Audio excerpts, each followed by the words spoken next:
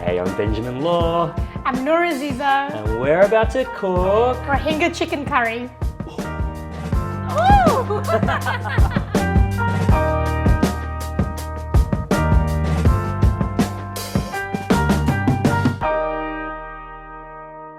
When I think of like Rohingya culture, I'm just like, how do I know much about Rohingya food? And I think the answer is no. How would you describe it? So Rohingya food is so unique. The food's very fresh.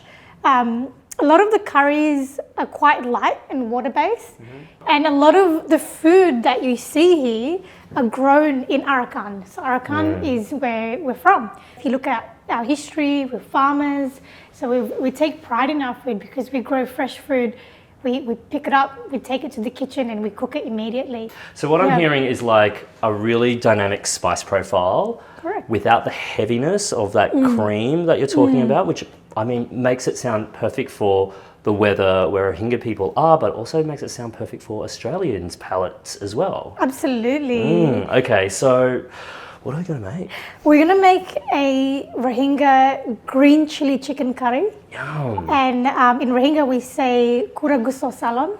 Kurra ghuso sahlon. Kurra Ghuso sahlon. sahlon. Okay. Super exciting. Well, look, I am the descendant of restaurateurs, so I can't wait to be put to work. Can I get you to start slicing this? Slicing? Yeah.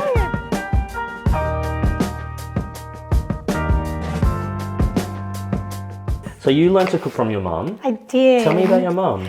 She's a very incredible woman. So I was born in Burma, and then we ended up in Malaysia in the 90s, where there were waves of violence against Rohingya at that time, and we had to flee. My parents didn't see any future for our family in Burma, and in Sabah I lived as a refugee for 8 years and a half before the Australian government granted us asylum. And I would see my mum cook even when we were in Malaysia, even though we had absolutely nothing. Yeah. It was with absolute basic ingredients like a couple of tomatoes, a couple of onion, turn it into a Rohingya tomato soup. But as a child, I would always watch her cook and see how she would make these incredible dishes. So food has always been, I guess, a way for her to share being Rohingya, tell us stories. Even in Australia, when we cook, it's very communal. Food really brings us together. Is there something about the process of making these dishes that goes beyond just having a meal? Yeah, of course. You know, when I'm sharing Rohingya food, when I'm cooking Rohingya food with my family and friends, it's sharing a very small part of who I am as a Rohingya, sharing our culture and showcasing that, you know, we're everyday people and we have enjoyment in life. We had enjoyment in Arakan. What's that like for you as someone who is in Australia now, going to communities of displaced people that are actually also your community as well? It's completely heartbreaking. Yeah. You know, in Bangladesh, Cox's Bazar hosts 1 million Rohingya refugees, which is the largest refugee camp in the world. You know, we were a well-established community. We were doctors, we were teachers, we were farmers. And to go from that to the most persecuted people in the world, according to the United Nations, is completely heartbreaking. But I have hope for my community. Because we persevere. We've had ongoing violence for about 82 years now, since 1942. And I have really, really high hopes for my community and that we will go back to Arakan and rebuild what's been taken away from us. Part of the culture is being generous. And I know like people that have visited the camps in Cox's Bazar, they've told me like I went to the camp and all the Rohingya families, all they wanted to do was feed me. Isn't that remarkable? Even though they have nothing, they have 27 cents per day. That cultural kind of importance placed on generosity will still be there in the most desperate of situations. It makes me think about non-Rohingya people in Australia and what our responsibilities are here. I mean, what are our responsibilities?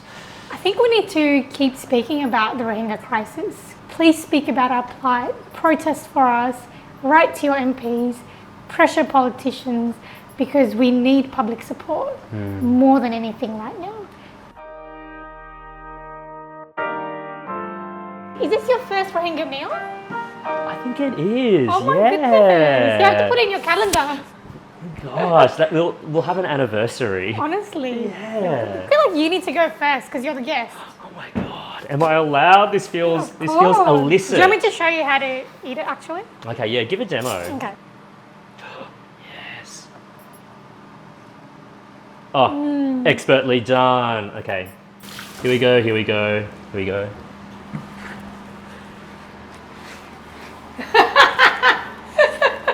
Oh my god. How is it?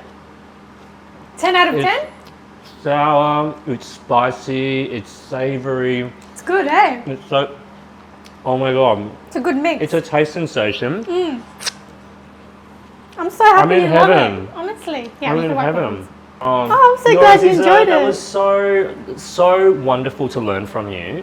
But also, like, I'm really stoked that I get to eat this now. I'm so happy that you get to eat it too. Thank you so much for sharing your food. Thank you so much for sharing your culture, your stories, the history, and the things for us to keep in mind as Rohingya people, but also non-Rohingya people, in terms of making sure that this culture is celebrated and isn't just surviving, but thriving.